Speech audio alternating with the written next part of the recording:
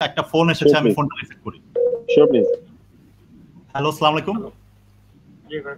হ্যাঁ ভাই, আপনার নামটা বলে আপনার কোশ্চেন করুন। ব্ল্যাকে কার সাথে কথা বলতে চান? টনি ভাইয়ের সাথে। হ্যাঁ, টনি ভাইকে একজন দর্শক কথা বলতে চাচ্ছেন টনি ভাইয়ের সাথে। দর্শক কথা বলুন। হাই। হ্যালো, কে বলছেন? হ্যাঁ, শুনতে পাচ্ছে, টনি ভাই শুনতে পাচ্ছে, আপনি বলুন। হাই টনি ভাই, আমি ইমান বলছি, একজন সংবাদকর্মী। আমি যেটা বলতে চাই সেটা হলো যে সত্যি ব্ল্যাককে আবার আগের মতো দেখতে পেরে অনেক ভালো লাগছে। তো আমরা চাই যে ব্ল্যাক একটু অন্য ফর্মেটে আবার নতুন করে আসুক। আমরা চাই যে আবার নতুন নতুন গান দেখ, আমরা আবার সেই আগের মতো ব্ল্যাককে শুনতে চাই।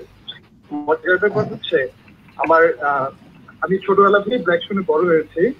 মানে ছোটবেলা বলতে কি যখন ওই স্কুল বা কলেজ শোনা, এখন আমার বাচ্চা আছে, ওর বয়স 2.5 বছর, ওকে আমি ব্ল্যাকের গান শোনাই।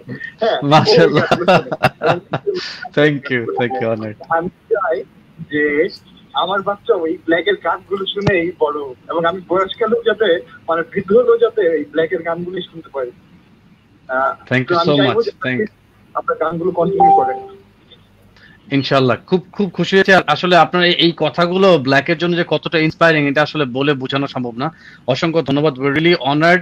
ইনশাআল্লাহ আমাদেরও আসলে এটাই প্ল্যান যে জেনারেশন আফটার জেনারেশন অনেক ভালো করছে। আমি চাই রুবায়েত ভাই অনেক ভালো করছে, আমি চাই রুবায়েত ভাই কন্টিনিউ করুক। এবং সত্যি আরো যারা আছেন, আমি সবাইকে অনেক বেশি মিস করি, মিরাজ ভাই সবাইকে মিস করি। আমি চাই যে আপনারা কন্টিনিউ করেন প্লিজ। ব্ল্যাক প্যাক কম হয়, ওদের মতো থাকতে না প্লিজ। আমি যে এই মেম্বারগুলো মানে এই আপনারা যাচ্ছেন তারা যেন আজীবন থাকেন।